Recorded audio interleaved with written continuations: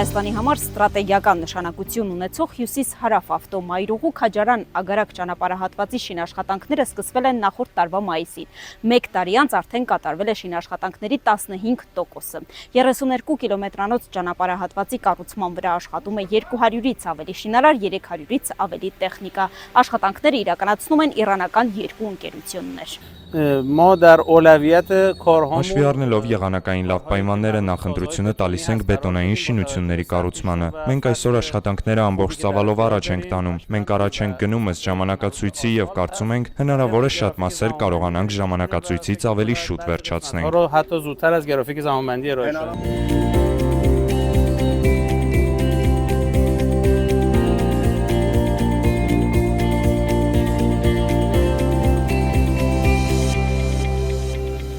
Այս թունելի շինարարությունը 95%-ով արդեն կատարված է։ Այսպիսի 2 թունել կլինի 32 կիլոմետրանոց ճանապարհահատվածում։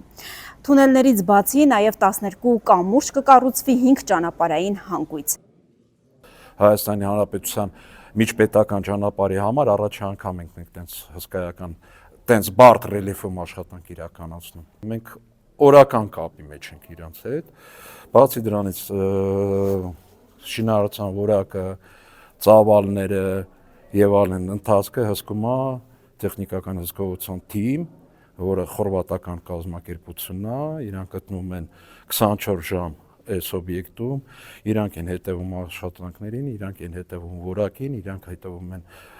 կատարված ծավալներին եւ այլն եւ այլն եւ այլն։ Սյունիքում ամենամեծ խնդիրը կարծես թե